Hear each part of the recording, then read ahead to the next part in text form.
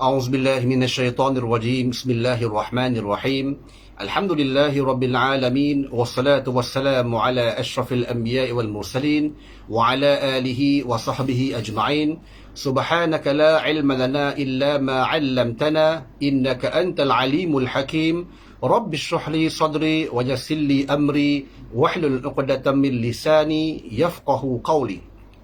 Assalamualaikum warahmatullahi wabarakatuh. Yang dihormati Ustaz Muhammad Hanif Arkurni, Timbalan Pengarah Majlis CFS IUM Kampus Gambang. Yang dimuliakan sahabat-sahabat saya para imam, Ustaz Muhammad Sharif, Ustaz Hafizuddin, Ustaz Mahfuz, serta ahli-ahli jawatan kuasa Majlis CFS IUM Kampus Gambang yang lain. Yang dimuliakan para pensyarah, para pentadbir, para pelajar, muslimin serta muslimat yang dirahmati Allah sekalian. Pertama sekali, marilah sama-sama kita merafakkan kesyukuran kita ke hadrat Allah Subhanahu Wa Taala kerana dengan limpah kurnia serta inayahnya dapat lagi kita bertemu pada siri kuliah yang ke-9, yakni kuliah Sirah Nabawiyah yang berpandukan kepada kitab Ar-Rahiqul Makhtum yang dikarang oleh Syekh Safiyur Rahman Al-Mubarakfuri rahimahullahu taala an. Muslimin serta muslimat yang dirahmati Allah sekalian, pada beberapa minggu yang lepas kita telah membincangkan berkenaan dengan penurunan wahyu yang pertama ke atas junjungan besar Nabi Muhammad sallallahu alaihi wasallam, yang mana ianya berlaku di Gua Hira, yakni di Jabal An-Nur, tempat Nabi beruzlah ataupun berkhalwah ataupun bersunyi-sunyian, tak kala mana Nabi cuba melarikan diri baginda daripada hiruk pikuk serta kepincangan kehidupan bagi masyarakat Arab Quraisy di zaman Nabi SAW. Yang mana Nabi ini beruzlah selama 3 tahun berturut-turut di setiap bulan Ramadan. Maka tahun yang ketiga Nabi beruzlah di dalam bulan Ramadan, maka Allah telah mengurniakan an-nubuwah, yakni kenabian kepada junjungan besar Nabi Muhammad SAW, yang mana ianya berlaku di usia Nabi 40 tahun. Yang mana 40 tahun ini disebut di dalam kitab ini sebagai Ra'sul Kamal ataupun noktah kesempurnaan. Yang mana seseorang yang telah mencapai usia 40 tahun, ini bermakna dia telah mencapai usia kematangan untuk memikul satu tanggungjawab serta amanah yang sangat besar. Dan ulama telah berbeza pendapat serta berbincang al-khilaf di kalangan para ulama berkenaan dengan bulan diturunkan Al-Quran, nuzulul Quran, ataupun turunnya wahyu yang pertama ini. Yang mana terdapat ulama yang berpendapat ianya turun pada bulan Rabiul Awal. Ada yang menyebut pada bulan Rajab, dan ada juga yang menyebut ianya turun pada bulan Ramadan. Namun pengarang kitab ini beliau memilih bulan Ramadan, yakni pada tarikh 21 Ramadan hari Isnin bersamaan dengan 10 Ogos 610 Masihi.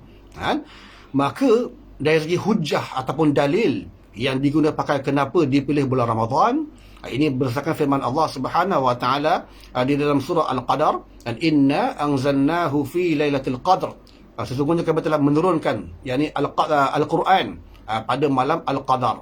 Yang mana umum mengetahui bahawasanya malam Al-Qadar ini hanya berlaku pada bulan Ramadan. Dan dalil kedua yang digunakan oleh para ulama yang memilih bulan Ramadan sebagai bulan yang diturunkan Al-Quran berdasarkan firman Allah di dalam surah Al-Baqarah, yang mana Allah berfirman, "Syahrul Ramadan alladzi unzila fihi al-Quran hudan lin-nasi wa bayyinatin minal huda wal furqan." Maka itu adalah di dalam konteks bulan. Dan kemudian ulama sekali lagi khilaf, berselisih pendapat berkenaan dengan hari diturunkan ataupun tarikh diturunkan Al-Quran. Ada yang mengatakan ianya turun pada 7 Ramadan, ada yang mengatakan ia turun pada 14 Ramadan, ada yang menyebut pada 17, 18, 24, 28 dan sebagainya. Pelbagai tarikh yang dikemukakan oleh para ulama-ulama sirah. Namun demikian, pengarang kitab ini Syekh Safiyur Rahman Al-Mubarakfuri rahimahullahu taala telah memilih tarikh 21 Ramadan. Sebab bila dikaji balik 21 Ramadan hari Isnin, maka bagi tahun 610 Masihi hanya ada 4 tarikh saja. Iaitu 7, 14, 21 serta 28 Ramadan. Maka bila mana diteliti berdasarkan dalil-dalil daripada Al-Quran, maka tarikh 21 Ramadan adalah tarikh yang paling hampir. Disebabkan apa? Disebabkan berdasarkan firman Allah di dalam surah Al-Qadar, dan inna anzalnahu fi lailatul qadr. Sesungguhnya kami telah menurunkan Al-Quran pada malam Al-Qadar. Yang mana malam Al-Qadar ini tak akan berlaku kecuali pada 10 malam yang terakhir. Maknanya tarikh 7 serta 14 tertolak. Tinggallah 21 serta 28 Ramadan.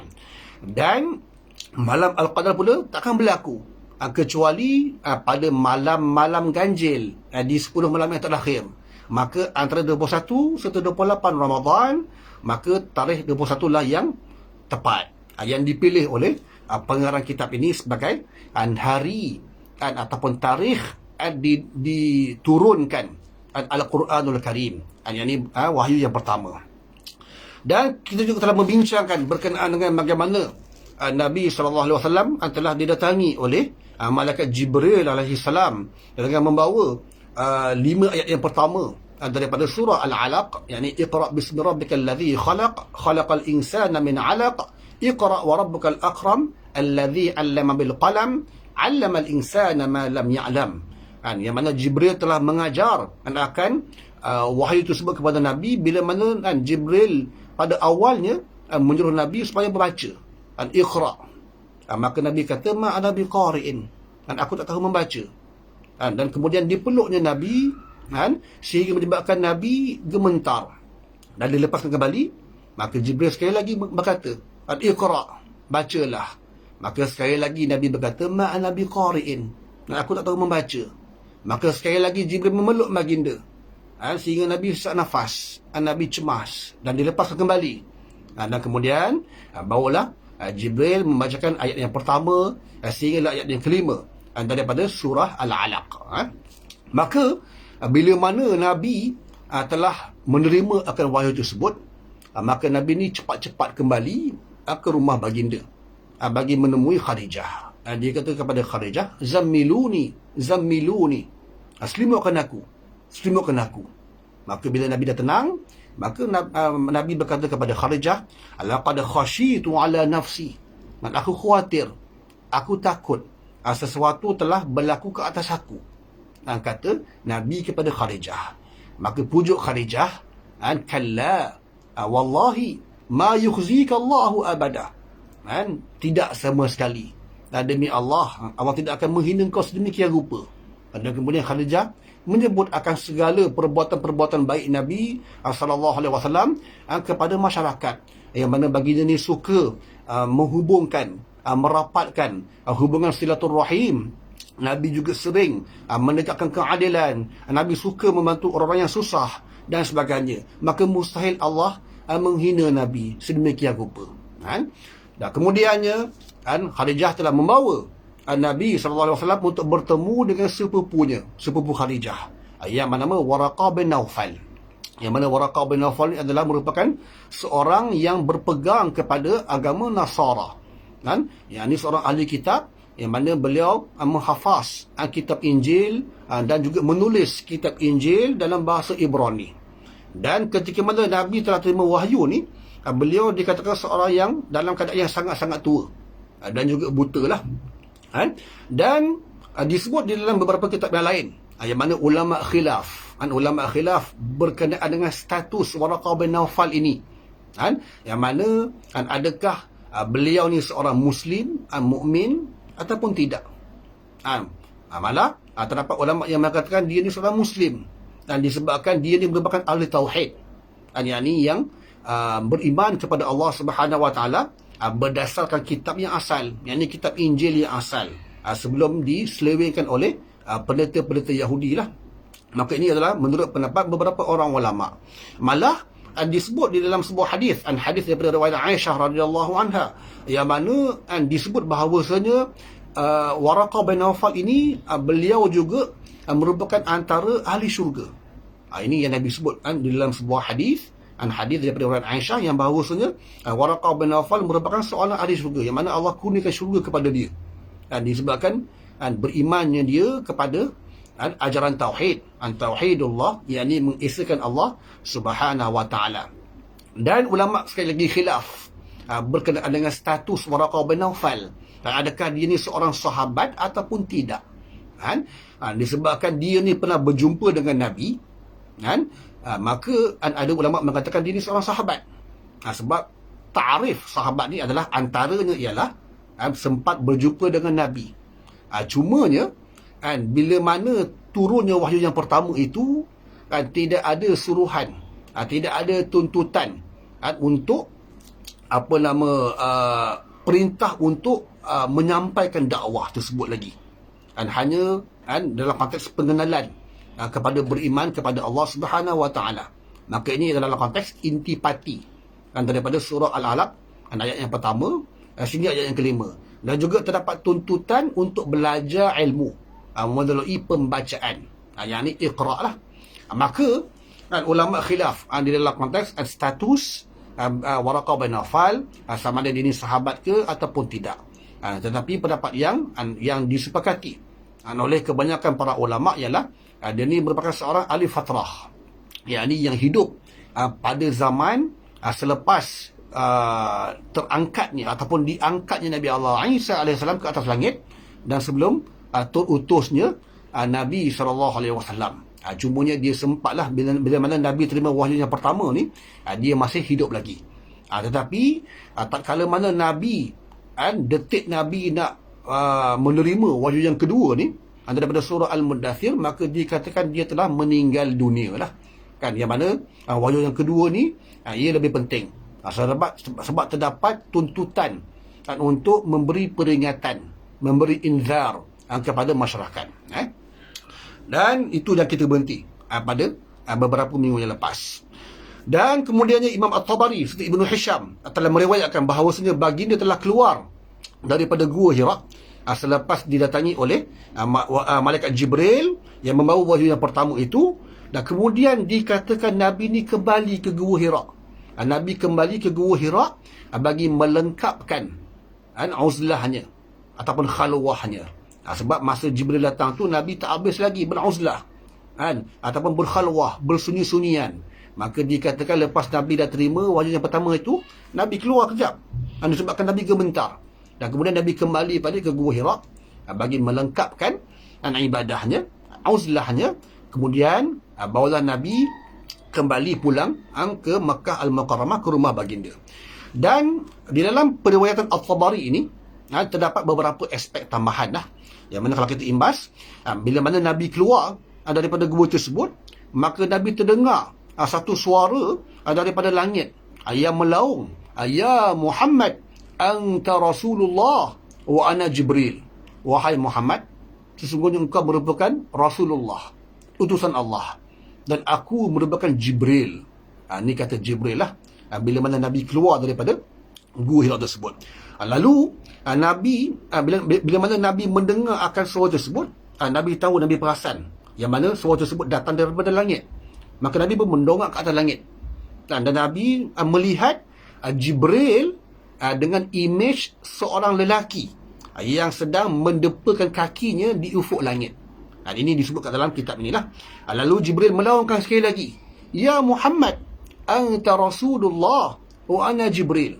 Wahai Muhammad, sesungguhnya engkau merupakan Rasulullah, utusan Allah, dan aku merupakan Jibril. Kata Jibril kali yang kedua, kali ini dia munculkan dirinya dengan imej seorang lelaki yang sedang mendepakan kakinya di ufuk langit. Lalu Nabi terkejut lihat Jibril dalam keadaan imej manusia yang sangat besar ada ke atas kaki langit, sehingga dikatakan Nabi ini terjatuh ke atas tanah lah. Lalu Nabi pun cepat-cepat pulang ke rumah baginda dan minta supaya diselimutkan.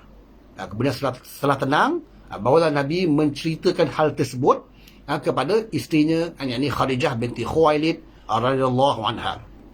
Dan selepas itu Nabi juga telah dibawa berjumpa dengan sepupu Khadijah, yakni Waraqah bin Nawfal. Maka kata Waraqah bin Naufal, demi yang nyawaku di tangannya, yang ini Allah Subhanahu Wa Taala, sesungguhnya engkau adalah Nabi umat ini. Kata Waraqah. Dan engkau ni telah didatangi oleh An-Namus, yang ini malaikat Jibril, yang juga pernah mendatangi Musa alaihi salam. Kata Waraqah bin Naufal. Dan kemudiannya, lepas turunnya wahyu yang pertama itu, maka berlakulah penangguhan wahyu, ataupun disebut sebagai fatratul wahyi. Yang ini penangguhan wahyu, maknanya wahyu tertangguh, ditunda. Maka ulama khilaf sekali lagi, berapa lamakah wahyu tersebut tertangguh. Dan ada ulama yang menyebut bahawasanya ia tertangguh selama 2 ke 3 tahun. Agak lama lah, 2 ke 3 tahun. Tetapi pendapat yang tepat ialah pendapat yang dikemukakan oleh Ibnu Sa'id melalui riwayat Ibnu Abbas radhiyallahu anhu, yang bahawasanya beliau berkata wahyu ni tertangguh selama 2 ke 3 hari. Tak lama lah sangat 2 ke 3 hari, bukannya 2 ke 3 tahun. Tetapi dalam 2 ke 3 hari wahyu telah tertangguh. Dan di hari-hari penangguhan wahyu ni, bila mana wahyu tak turun, maka dikatakan Nabi ni berduka cita, Nabi muram, Nabi sedih.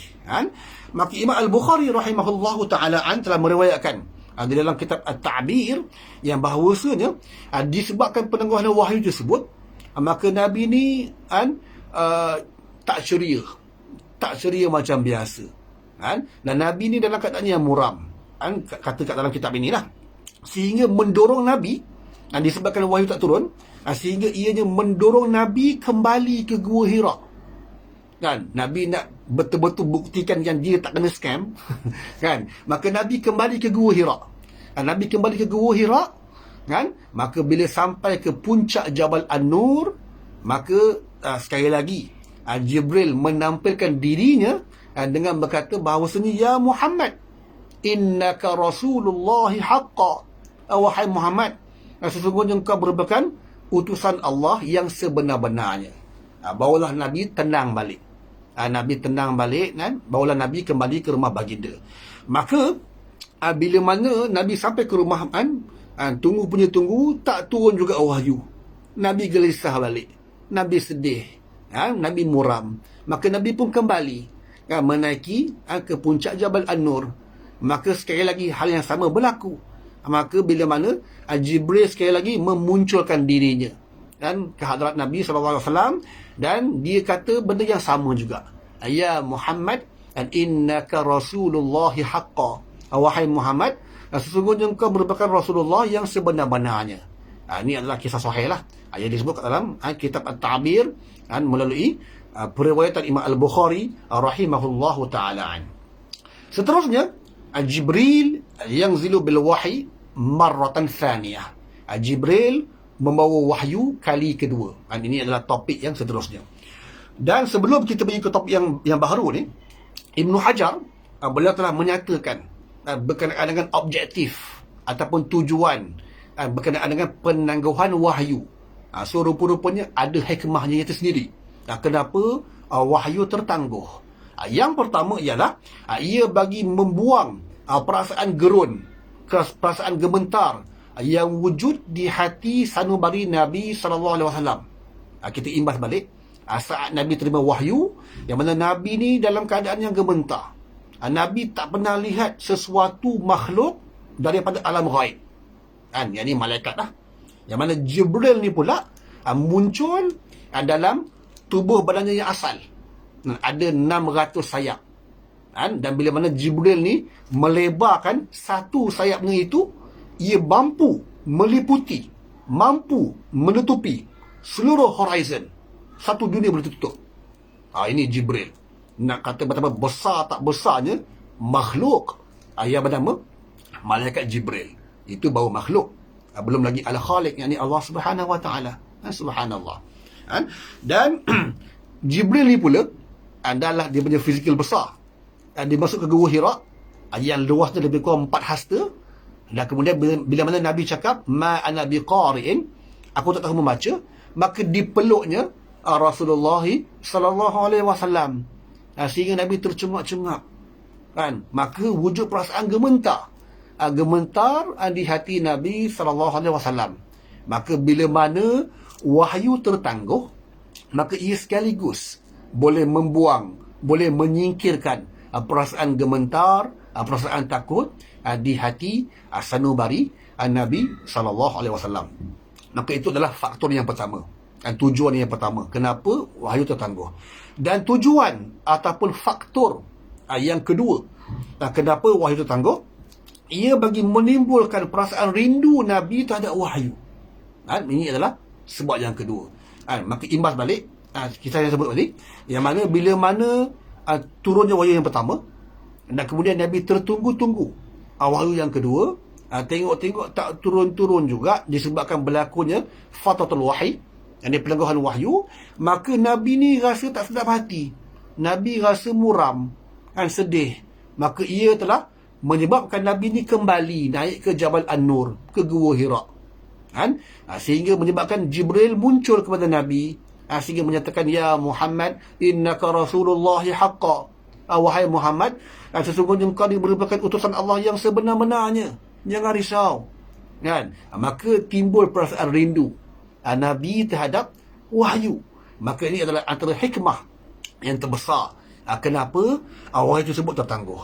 Dan kemudian Imam Al-Bukhari rahimahullahu ta'ala telah meriwayatkan daripada Jabir bin Abdullah radhiyallahu anhu, beliau telah mendengar Nabi menceritakan perihal pendengaran wahyu yang kedua, yang mana dengan sabdanya, ketika mana aku sedang berjalan, kata Nabi lah, ketika mana aku sedang berjalan, tiba-tiba aku terdengar satu suara daripada langit, maka aku pun mengangkatkan pandangan aku ke atas langit.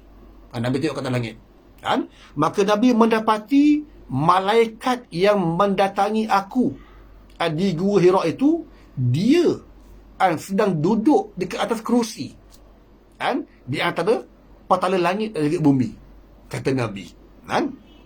Dan bila mana aku melihat kelibat Jibril dalam keadaan sedang duduk ke atas kerusi antara langit dan juga bumi, aku terkejut, kata Nabi.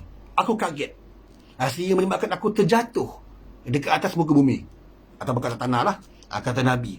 Maka disebabkan Nabi terkejut melihat Jibril yang sangat besar ni sedang duduk dekat atas kerusi antara langit dan juga bumi, maka Nabi gementar sekali lagi. Nabi cepat-cepat kembali ke rumah baginda kat Mekah Al-Mukarramah.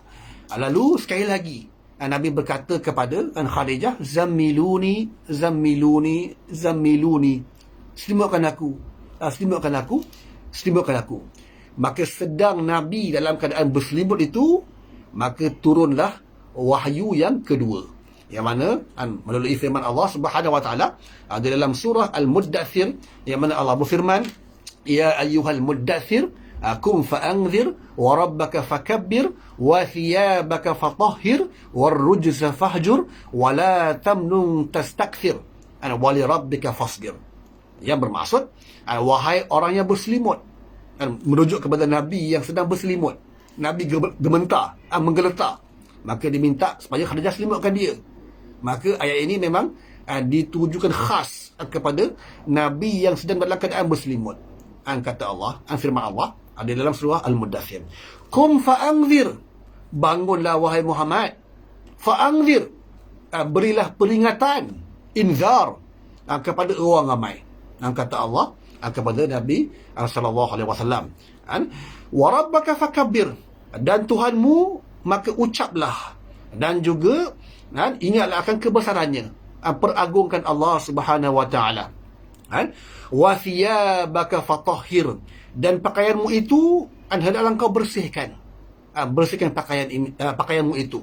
Kita akan bincangkan dalam konteks intisari ataupun intipati berkaitan dengan tafsirannya yang sebenar. Warrujza fahjur, dan segala kejahatan hendaklah engkau jauhi. Wala tamnun tastakthir, dan janganlah kamu memberi sesuatu dengan tujuan hendak mendapat lebih banyak daripadanya. Wali rabbika fasbir, dan bagi menjalankan perintah Tuhanmu, dan hendaklah kamu bersabar terhadap segala bentuk tentangan, rintangan pada jalan Allah Subhanahu wa taala. Maka ini adalah kata terjemahan bagi wahyu yang kedua. Maka sebelum kita berbicara berkenaan dengan wahyu yang kedua ini, di sini kat dalam kitab ini disebut topik subtopik, yakni istitrad fi bayan aqsamil wahyi, yakni penjelasan lanjut berkenaan dengan jenis-jenis wahyu yang pernah diturunkan kepada Nabi ataupun Nabi-Nabi yang terdahulu. Yang ini yang pertama ialah cara wahyu disampaikan kepada Nabi, antaranya ialah mimpi yang benar. Mimpi yang benar, yakni ar-ru'ya as-sadiqah ataupun ar-ru'ya as-salihah, yang mana ia merupakan satu bentuk permulaan bagi wahyu. Kalau tuan-tuan masih ingat, saya ada sebut yang bahawasanya Nabi, sebelum Nabi terima wahyu di usia 40 tahun ni, Nabi ni kerap didatangi oleh mimpi yang jelas, mislu falaqis subuh, seperti terangnya waktu subuh, pembeza antara subuh dan juga malam. Dan Nabi ni didatangi mimpi selama 6 bulan berturut-turut. Maka ni adalah antara bentuk ataupun cara wahyu tersebut turun kepada Nabi sallallahu alaihi wasallam. Maka itu adalah cara yang pertama. Cara yang kedua, yakni sesuatu yang dicampakkan ke dada ataupun hati Nabi sallallahu alaihi wasallam oleh malaikat Jibril alaihi salam. Seolah-olah macam Jibril ni dia menginstalkan wahyu tersebut, dicampakkan wahyu tersebut terus ke hati sanubari Nabi SAW. Lalu Nabi pun dapat wahyu tersebut. Nabi terus hafaz, dan Nabi pun panggil penulis wahyu untuk ditulis akan wahyu tersebut. Dan yang ketiganya, Nabi didatangi oleh Jibril alaihissalam yang menjelmakan dirinya sebagai seorang lelaki, dan dia berbicara dengan Nabi SAW, dan Nabi sedar serta ingat apa yang diperkatakan kepada Nabi. Dan pada perkara ini, para sahabat radhiyallahu anhum ajma'in, mereka juga boleh melihat Jibril yang menyamar sebagai seorang manusia, tetapi mereka tak dapat lihatlah Jibril yang asal, yang ada sayap, tetapi Jibril yang menyamar sebagai manusia. Tetapi mereka ni tak dapat lihat ataupun tak tahu serta tak sedar yang bahawasanya gerangan orang tersebut ialah Jibril. Mereka hanya melihat sebagai manusia biasa sahaja. Tetapi Nabi tahulah yang orang tersebut adalah Jibril, jelmaan Jibril. Maka ini adalah jenis wahyu yang ketiga. Seperti mana yang para pelajar belajar kat dalam hadis of Jibril berkenaan dengan Islam, iman, ihsan. Itu adalah contoh bagaimana Jibril ni dia boleh menyamar dirinya sebagai seorang manusia. Dia berpakaian sangat putih, rambut sangat hitam, dan juga tak ada tanda-tanda seperti dia sedang bermusafir, dan tak ada seorang pun di kalangan para sahabat yang mengenali siapakah gerangan orang tersebut. Rupa-rupanya Jibril alaihissalam. Maka ini adalah contoh ataupun cara ataupun metod yang ketiga bagaimana wahyu disampaikan kepada junjungan besar Nabi Muhammad sallallahu alaihi wasallam.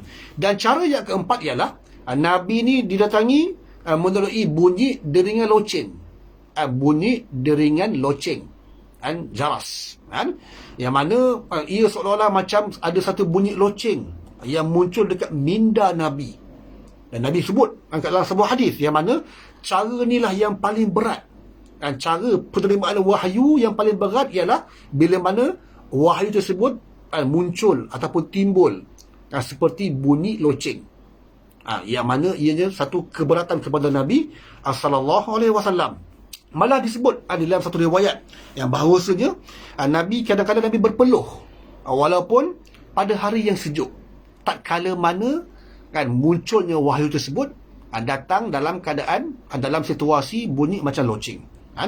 Malah disebut dalam riwayat lain yang bahawasanya satu hari tu sekali ni pernah peha Nabi ni berada dekat atas peha Zaid bin Thabit Al-Ansari. Maka turunlah wahyu dalam situasi, dalam keadaan bunyi loceng tersebut. Kata Zaid bin Thabit, dia kata peha aku ni terasa sangat-sangat berat, disebabkan dihempap oleh Nabi, dan kebetulan Nabi sedang menerima wahyu dalam konteks macam bunyi loceng. Maka ini adalah satu riwayat yang sahih lah. Bila mana wahyu tersebut datang dalam keadaan bunyi loceng tersebut. Maka ini adalah cara yang keempat. Bagaimana wahyu tersebut turun kepada junjungan besar Nabi Muhammad sallallahu alaihi wasallam. Dan cara yang kelima ialah yakni malaikat muncul dalam bentuk tubuhnya yang asal. Seperti mana diwahyukan kepada junjungan besar Nabi Muhammad sallallahu alaihi wasallam ketika peristiwa penurunan wahyu yang pertama daripada surah Al-Alaq, ayat yang pertama sampai ayat yang kelima di Gua Hira, yang ni dekat Jabal An-Nur. Yang ni malaikat memang muncul, betul-betul muncul lah dengan dalam keadaan tubuhnya yang asal. Maka ini adalah cara penurunan wahyu yang kelima. Dan yang keenam ialah tanpa hijab, tanpa perantaraan. Seperti mana Nabi bermi'raj di Sidratul Muntaha ketika peristiwa Isra' dan juga Mi'raj, ketika mana Nabi menerima perintah untuk mengerjakan solat yang pada asalnya sebanyak 50 kali sehari semalam. Maka dalam konteks tersebut Nabi berhadapan dengan Allah Subhanahu Wa Taala tanpa hijab, tanpa sebarang perantaraan, tanpa ada Jibril di sisi baginda sallallahu alaihi wasallam. Maka ini adalah cara yang keenam. Dan cara yang terakhir, cara yang ketujuh ialah percakapan Allah Subhanahu Wa Taala secara langsung kepada Nabi ataupun kepada seseorang Nabi tanpa perantaraan malaikat. Dan contohnya macam apa yang berlaku ke atas Nabi Musa alaihi salam. Yang mana Nabi Allah Musa alaihi salam ini Allah berbicara secara direct, secara langsung kepada Nabi Allah Musa tanpa perantaraan dengan malaikat. Ini yang Allah sebutkan, wa kallamallahu Musa taklima. Dan berkenaan dengan perintah Allah Subhanahu Wa Taala ataupun wahyu Allah yang kedua ni, dalam konteks terdapat perintah untuk berdakwah, perintah untuk memberikan inzar ataupun peringatan kepada masyarakat. Yang mana di dalam intisari, di dalam intipati ayat daripada surah Al-Muddathir ini, kalau kita teliti, kalau kita buat comparison, perbandingan, wahyu yang pertama, dalam wahyu yang pertama tidak ada satu perintah yang khusus untuk Nabi menyampaikan risalah nubuwah. Ia seolah-olah macam satu bentuk ta'aruf, pengenalan berkenaan dengan Allah Subhanahu Wa Taala. Dan juga terdapat tuntutan betapa pentingnya ilmu, pengetahuan. Dan yang ni tuntutan tersebut melalui kaedah bacaan ataupun pembacaan. Ini iqra', bacalah. Sebab dengan membaca, ia merupakan satu jambatan ilmu. Ia merupakan satu bentuk wadah ataupun wasilah bagaimana kita boleh mendapat akan sesuatu ilmu dengan membaca. Dan bagi bagi wahyu yang kedua ni, barulah jelas akan objektif, hadaf, tujuan, misi Nabi SAW. Yang ni dalam konteks nak menyampaikan inzar, yang ni peringatan kepada masyarakat. Maka disebabkan waktu isyak pun dah masuk, maka kita akan bincangkan di dalam konteks intipati ataupun intisari bagi wahyu yang kedua ini pada kuliah yang akan datang. Maka kita solahi dengan tasbih kafarah dan juga suratul As. Subhanakallah wa bihamdika asyhadu an la ilaha illa anta astaghfiruka wa atubu ilaik. Bismillahirrahmanirrahim. Wal 'ashr innal insana lafi khusr illa alladhina amanu wa 'amilus solihat wa tawasaw bil haqq wa tawasaw bis sabr. Wabillahi taufiq wal hidayah. Wassalamualaikum warahmatullahi wabarakatuh. Terima kasih kerana mendengar.